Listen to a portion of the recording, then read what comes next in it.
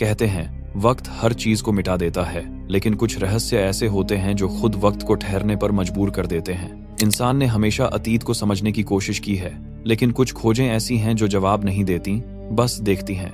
जैसे कि एक ऐसी मम्मी की खोज जिसने मरने के बाद भी मानो चीखना नहीं छोड़ा, और एक ऐसा रहस्यमयी कपड़ा जिसमें यीशु मसीह को दफनाया गया था। यह सिर्फ इतिहास नहीं, यह इंसान की जिज्ञासा, उसकी आस्था और उसके डर की यात्रा है। तो आइए आज हम कदम रखते हैं दुनिया की सबसे रहस्यमयी खोजों की उस यात्रा पर, जहां इतिहास बोलता नहीं बल्कि गूंजता है। तो चलिए शुरू करते हैं। Number 1, screaming mummy. मिस्र रेत और रहस्यों की वो धरती जहां इतिहास आज भी सांस लेता है। इन्हीं सब रहस्यों में से एक है एक ऐसी मम्मी की कहानी जो मरने के बाद भी जैसे चीख रही है, जिसे दुनिया द स्क्रीमिंग ममी के नाम से जानती है। साल था 1881। लक्सर के पास दियर एल बहरी में पुरातत्वविदों ने एक गुप्त समाधि खोजी, जिसे बाद में रॉयल कैश कहा गया। यह मिस्र के महान फराओ जैसे रामेसिस द्वितीय, सेती प्रथम और थुतमोस तृतीय की मम्मियां मिली, लेकिन इन्हीं में से एक मम्मी ने सबको डरा दिया, क्योंकि उसका मुंह खुला था, चेहरा सिकुड़ा हुआ, जैसे वह किसी असहनीय दर्द या डर में आखिरी सांस में चीख उठी हो। पहले तो लोगों ने सोचा कि यह किसी श्राप का परिणाम है, लेकिन जब वैज्ञानिकों ने इसकी जांच की तो सच्चाई और भी भयानक निकली। डीएनए रिपोर्ट ने खुलासा किया कि यह कोई आम व्यक्ति नहीं, बल्कि राजा रामेसिस तृतीय का बेटा था, राजकुमार पेंटेवरे, जिसने अपनी सौतेली मां के साथ मिलकर अपने ही पिता की हत्या की साजिश रची थी। यह षड्यंत्र इतिहास में हैरेम कंस्पिरेसी के नाम से दर्ज है। साजिश का भेद खुलने पर उसे आत्महत्या करने के लिए मजबूर किया गया, लेकिन कहा जाता है कि उसने जहर पिया और तड़प तड़प कर मर गया। शायद उसी दर्द और भय ने उसके चेहरे को हमेशा के लिए जकड़ लिया। जब उसका शरीर मम्मी बनाया गया तो उसे जानवरों की खाल में लपेटा गया था, जो मिस्र में अपवित्र मानी जाती थी। उसके ताबूत पर उसका नाम तक नहीं लिखा गया, ताकि उसकी आत्मा को कभी शांति न मिले। आज भी जब आप काहिरा के मिस्र संग्रहालय में उस मम्मी को देखते हैं तो लगता है जैसे वह अब भी बोल पड़ेगी। कहते हैं सत्ता और लालच का अंत हमेशा दर्दनाक होता है, और स्क्रीमिंग ममी उसी दर्द की एक जीवंत गवाही है। एक ऐसी चीख जो हजारों साल बीत जाने के बाद भी मिस्र की रेत में गूंज रही है। Number 2, shroud of Turin. माना जाता है कि इतिहास खुद को बार बार दोहराता नहीं, लेकिन कुछ रहस्य ऐसे होते हैं जो कभी खत्म नहीं होते, और ऐसा ही एक रहस्य है श्राउड ऑफ ट्यूरिन। एक कपड़ा जो सदियों से दुनिया को यह सोचने पर मजबूर कर रहा है कि क्या सचमुच यह वही कफन है जिसमें यीशु मसीह को दफनाया गया था। इटली के शहर ट्यूरिन में रखे गए इस पुराने कपड़े को दुनिया श्राउड ऑफ ट्यूरिन के नाम से जानती है। करीब 14 फुट लंबा और 3.5 फुट चौड़ा यह लिनन का टुकड़ा है, जिस पर किसी व्यक्ति के शरीर की हल्की छवि दिखाई देती है। चेहरा, हाथ, पैर और शरीर पर ऐसे निशान हैं जो बिल्कुल वैसे हैं जैसे किसी को सूली पर चढ़ाया गया हो। उसके माथे पर कांटों के घाव, पीठ पर कोड़ों के निशान और हाथ पैरों पर कीलों के दाग है। इन निशानों को देखकर सदियों से लोग मानते आए हैं कि यह वही कपड़ा है जिसमें यीशु को उनकी मृत्यु के बाद लपेटा गया था। इस कपड़े का जिक्र इतिहास में पहली बार 14वीं सदी में मिलता है, जब यह फ्रांस में दिखाई दिया। बाद में इसे इटली के ट्यूरिन शहर में स्थानांतरित किया गया, जहां यह आज भी saint John the Baptist cathedral में रखा है। 1978 में अमेरिकी वैज्ञानिकों की एक टीम स्टर्प ने इसका गहन अध्ययन किया। उन्होंने पाया कि इस कपड़े पर जो छवि बनी है वह किसी पेंट, डाई या रंग से नहीं बनी, बल्कि कपड़े के ऊपरी रेशों पर किसी प्रकार की हल्की जलन जैसी है। यानी छवि कपड़े के अंदर नहीं, सिर्फ उसकी सतह पर है, जो किसी ज्ञात कला तकनीक से बनाना लगभग असंभव है। लेकिन 1988 में 3 अलग अलग प्रयोगशालाओं ने इसका कार्बन 14 परीक्षण किया, जिसमें बताया गया कि यह कपड़ा लगभग 1260 से 1390 ईस्वी के बीच का है। यानी यीशु मसीह के समय से लगभग 1300 साल बाद का यह निष्कर्ष उस समय अंतिम माना गया। पर बाद में कई विशेषज्ञों ने कहा कि परीक्षण के लिए लिया गया कपड़े का हिस्सा शायद मध्ययुग में जोड़ा गया पैच था, असली नहीं। इस पर आज भी बहस जारी है। कुछ वैज्ञानिक कहते हैं कि यह एक मध्ययुगीन धार्मिक कलाकृति है, तो कुछ मानते हैं कि इसे विज्ञान पूरी तरह समझ ही नहीं पाया है। Number 3, Stonehenge. इंग्लैंड के हरे भरे मैदानों के बीच सैलिसबरी के पास फैली एक विशाल खुली जमीन में खड़े हैं कुछ पत्थर, लेकिन ये कोई साधारण पत्थर नहीं।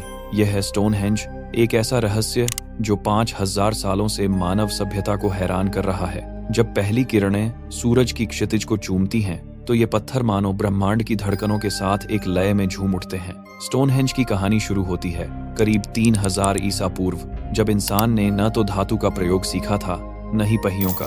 फिर भी उन्होंने 25 टन तक वजन वाले विशाल पत्थर मीलों दूर से लाकर यहाँ खड़े कर दिए। कुछ ब्लूस्टोन नाम के पत्थर वेल्स की पहाड़ियों से लाए गए थे, यानी लगभग 250 किलोमीटर दूर से। सवाल यह उठता है कि बिना आधुनिक साधनों के इन पत्थरों को कैसे खींचा गया होगा? क्या इंसान की ताकत ने यह कारनामा किया, या किसी ऐसे विज्ञान का इस्तेमाल हुआ जिसे हम आज भी नहीं समझ पाए? लेकिन असली रहस्य सिर्फ इन पत्थरों का आकार नहीं, बल्कि उनकी व्यवस्था है। हर पत्थर सूरज और चांद की चाल के साथ पूरी तरह संरेखित है। 21 जून यानी समर सोल्स्टिस के दिन जब सूरज उगता है तो उसकी किरणें सीधी मुख्य पत्थर के केंद्र से होकर गुजरती हैं, जैसे यह कोई खगोलीय घड़ी हो। वैज्ञानिकों का मानना है कि स्टोनहेंज प्राचीन काल का एक एस्ट्रोनॉमिकल ऑब्जर्वेटरी यानी तारों और मौसम को समझने का केंद्र था। लेकिन यही तो रहस्य है कि क्या यह पूजा का स्थल था, या पूर्वजों की आत्माओं से जुड़ने का स्थान, या शायद कोई ऐसा स्थान जहां इंसान पहली बार आकाश से संवाद करने की कोशिश कर रहा था। कुछ पुरातत्वविद कहते हैं कि यहाँ धार्मिक अनुष्ठान और बलि दी जाती थी, जबकि कुछ मानते हैं कि यह इलाज एक ऊर्जा का केंद्र था। 2018 में हुए आधुनिक ग्राउंड पेनेट्रेटिंग रेडार सर्वे में पता चला कि स्टोनहेंज के आसपास और भी कई छोटे पत्थरों के घेरे थे जो किसी विशाल अनुष्ठानिक परिसर का हिस्सा लगते हैं। यानी यह अकेला स्मारक नहीं, बल्कि एक पूरी पवित्र भूमि थी जो शायद मानव सभ्यता का सबसे पुराना तीर्थ स्थल थी। स्टोनहेंज सिर्फ पत्थरों का गोला नहीं, यह हमारी सभ्यता का आईना है जो बताता है कि रहस्य ही वो धागा है जिससे इतिहास और आस्था अब भी जुड़े हुए हैं। Number 4, Easter Island statues. प्रशांत महासागर के बीचों बीच दक्षिण अमेरिका से लगभग 3700 किलोमीटर दूर एक छोटा सा द्वीप है ईस्टर आइलैंड, जिसे स्थानीय लोग रापा नुई कहते हैं। यह दुनिया के सबसे एकांत द्वीपों में से एक है, पर इस वीरान सी जगह पर खड़े हैं लगभग 900 विशाल पत्थर के चेहरे, जिन्हें हम मोआई स्टैच्यूज के नाम से जानते हैं। जब आप पहली बार इन्हें देखते हैं तो लगता है जैसे ये विशाल चेहरे आसमान की ओर देखकर किसी खोई हुई सभ्यता का इंतजार कर रहे हों। हर मूर्ति करीब 13 फीट ऊंची और औसतन 14 टन वजनी है। कुछ मूर्तियां तो 70 फीट तक ऊंची और सैकड़ों टन भारी हैं। सोचिए कि 800 साल पहले, जब यहाँ न तो कोई मशीन थी न धातु के औजार, तब इन विशाल पाषाण मूर्तियों को कैसे तराशा और उठाया गया होगा। और यही वह रहस्य है जो सदियों से वैज्ञानिकों को हैरान किए हुए है। इन मूर्तियों को रापा नुई सभ्यता के लोगों ने लगभग 1100 से 1600 ईस्वी के बीच बनाया था। माना जाता है कि ये उनके पूर्वजों की आत्माओं का प्रतीक थीं, जिनसे उन्हें संरक्षण और शक्ति मिलती थी। मोआई का चेहरा हमेशा समुद्र की ओर नहीं, बल्कि द्वीप के भीतर की ओर है, जैसे ये अपने लोगों की निगरानी कर रहे हों। लेकिन असली चौंकाने वाली बात यह है कि जो मूर्तियां सिर तक दिखती हैं, उनके नीचे भी पूरा शरीर छिपा हुआ है। जब वैज्ञानिकों ने खुदाई की तो पता चला कि जमीन के नीचे उनके धड़ और हाथ भी मौजूद हैं, जिन पर जटिल नक्काशियां बनी हैं। इसका मतलब ये कि यह खाली सिर नहीं, बल्कि पूरे इंसान के प्रतीक हैं, जिन्हें वक्त और मिट्टी ने धीरे धीरे निगल लिया। अब सवाल यह है कि इन्हें इतनी दूर पहाड़ी से समुद्र किनारे तक कैसे लाया गया होगा। कुछ शोध बताते हैं कि प्राचीन लोगों ने रस्सों और लकड़ी के सहारे इन्हें झुलाते हुए चलाया होगा, जैसे इंसान चलता है। लेकिन 2012 में वैज्ञानिकों ने इसका प्रयोग कर यह साबित भी किया कि 2 दर्जन लोग एक विशाल मूर्ति को सचमुच खड़ा करके धीरे धीरे हिलाकर चला सकते हैं। और ऐसे ही तभी इन मूर्तियों को धीरे धीरे चलाकर यहाँ खड़ा किया होगा। ईस्टर आइलैंड आज भी रहस्य से घिरा है, लेकिन उसके ये पत्थर के चेहरे मौन होकर भी समय से कहीं ज्यादा बोलते हैं। Number 5, Gobekli Tepe. तुर्की के दक्षिण पूर्व में शानलियोर्फा नाम के एक छोटे से शहर के पास धरती के नीचे दबा हुआ था ऐसा रहस्य जिसने पूरी मानव सभ्यता की कहानी को बदल कर रख दिया। साल था 1994, जब जर्मन पुरातत्वविद क्लाउस श्मिट ने एक सूखी पहाड़ी पर खुदाई शुरू की।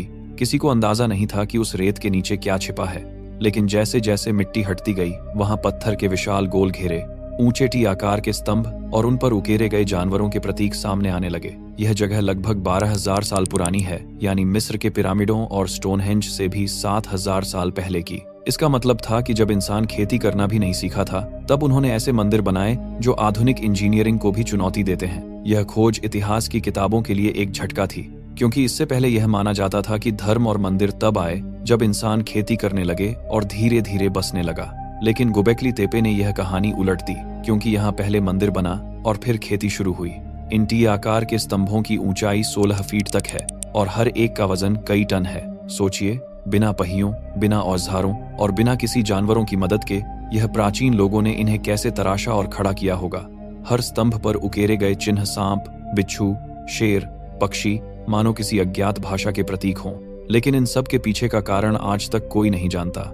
सबसे रहस्यमयी बात यह है कि लगभग 8000 साल पहले इस स्थान को खुद उन्हीं लोगों ने मिट्टी से भर दिया था, बड़े ध्यान से, जैसे जानबूझकर इसे दफनाया गया हो। वैज्ञानिकों का कहना है कि यह मानवता का सबसे पुराना ज्ञात धार्मिक स्थल है, जहां शायद शिकार करने वाले घुमंतू लोग इकट्ठा होकर पूजा करते थे। पर कुछ विशेषज्ञ मानते हैं कि यह सिर्फ एक मंदिर नहीं, बल्कि एक खगोलीय वेधशाला भी थी, क्योंकि स्तंभों की दिशा तारों और नक्षत्रों के अनुरूप है। गोबेकली तेपे आज भी एक रहस्य बना हुआ है। यह सिर्फ पुरातत्व नहीं, यह एक सवाल है कि क्या हमें अपने अतीत को फिर से समझने की जरूरत है। तो दोस्तों, आपका दिल से धन्यवाद, क्योंकि आपने यह वीडियो पूरा देखा। अगर आपको हमारा यह वीडियो पसंद आया हो तो इसे लाइक जरूर करें, अपने दोस्तों के साथ शेयर करें, और हाँ, चैनल को सब्सक्राइब करना बिल्कुल ना भूलें, क्योंकि यह आपके लिए फ्री है और हमें इससे बहुत मदद मिलती है। तो दोस्तों, फिर मिलेंगे एक और दिलचस्प वीडियो के साथ। तब तक के लिए बाय।